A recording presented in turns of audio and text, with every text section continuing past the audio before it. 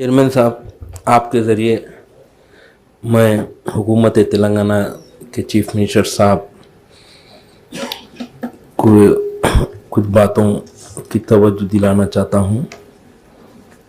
जब से chief minister साहब अपने बयान में कह रहे थे कि नशा के ताल्लुक़ से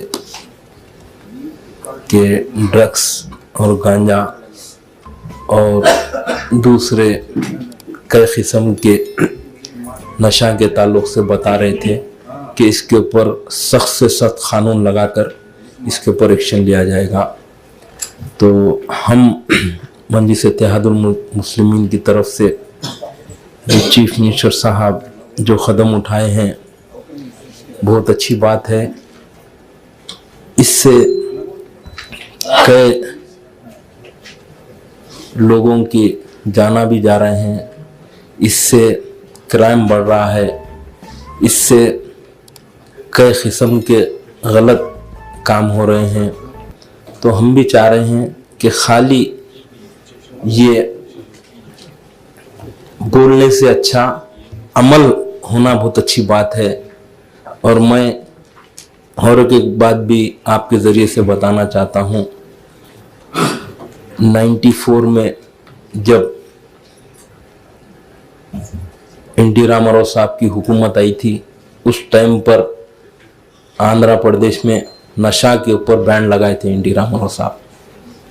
उस टाइम पे भी हमारे पार्टी के फ्लोर लीडर जनाब नकीब मिल्लत बैरिस्टर असदुद्दीन ओवैसी साहब भी इसकी तायद करे थे।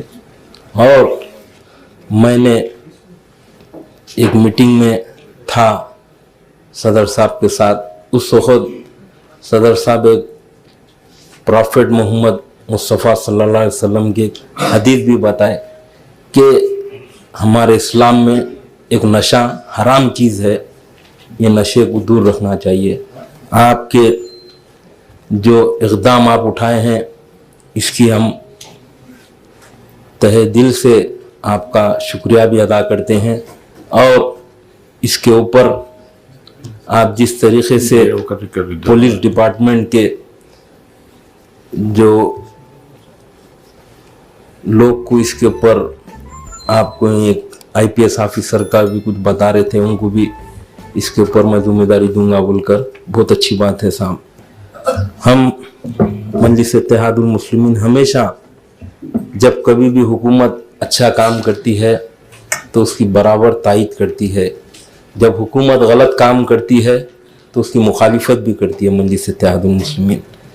और एक चीज़ भी मैं बताना चाहता हूँ हमारे वज़ीर आला से कि आज से 2 महीने पहले इलेक्शन कोड आने से पहले हुकूमत तेलंगाना और केसीआर साहब ने गरीबों के लिए 2 BH के घरान दिए साहब। तकरीबन 1 लाख घर ग्रेटर हैदराबाद में देने का वादा करे थे। उसमें से 65,000 लोगों को घरों के पट्टे दिए।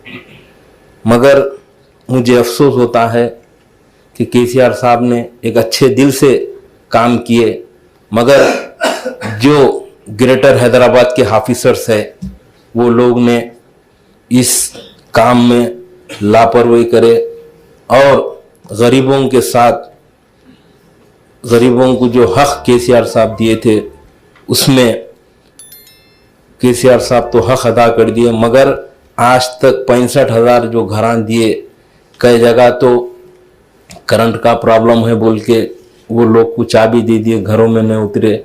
ड्रेनेज लाइन का प्रॉब्लम है और बाद जगह तो रंगारेड्डी डिस्ट्रिक्ट हो या संगारेड्डी का एरिया हो या महबूबनगर डिस्ट्रिक्ट हो, घरों में वहाँ के लोग उतरने नहीं दे रहे। गए तो उन लोगों के ऊपर डरा रहे, धमका रहे। तो मैं जनाब चीफ मिनिस्टर साहब से गुजारिश करना चाहता हूँ कि गरीब लोगों को जो घरान दिया गया है आप इसमें मदद करके वो लोगों को घरान दिलाने से बहुत बेहतर रहेगा। और एक मैं चीफ मिनिस्टर साहब से गुजारिश करना चाहता हूँ, क्लैरिफिकेशन है थोड़ा बस एक मिनट से हो जाता। गरीब लोगों का मसला है साहब, गरीबों के से बोल रहा हूं मैं, जो 35,000 घर बन के तैयार है 2 BHK, वो भी हुकूमत तेलंगाना रेवंत रेड्डी साहब चीफ मिनिस्टर साहब जल्द से जल्द देने से गरीबों को बहुत फायदा होगा। दूसरी चीज साहब, एक ही क्लैरिफिकेशन रहता दो प्लीज, आखिरी है साहब, आखिरी है साहब, आखिरी मिनारेटीज का जो सब्सिडी, नहीं होगा, ये 2 मिनट में मैं खत्म कर दे रहा हूँ, 2 मिनट में। 2 मिनट नहीं, 1 मिनट। साहब चीफ मिनिस्टर साहब सुनना चाह रहे हैं मगर आप बोलना नहीं दे रहे हमारे को साहब कुछ भी नहीं। जो गरीब लोगों को मिनारिटीज के जो सब्सिडी का 1-1 लाख रुपए लोन दिए ना साहब, उसमें कई जनों को चेक बाउंस हो गए साहब। आपसे गुजारिश है वो गरीबों को, हमारे मिनारिटीज के भाया हैं, उन लोगों को आप दिला दिए तो मेहरबानी साहब। और एक बार आपको मैं बोलना चाह रहा हूँ साहब, नशा के ताल्लुक से आप बहुत बेहतरीन कदम उठा रहे हैं। मैं असेंबली में भी आपकी स्पीच सुना और यहाँ भी सुना, बेहतरीन है साहब। आप लोगों को कई लोगों की दुआ लगेंगी और क्राइम भी कम होगा, गुंडागर्दी भी कम होगी आप ये कदम उठाने से। शुक्रिया, खुदा हाफिज।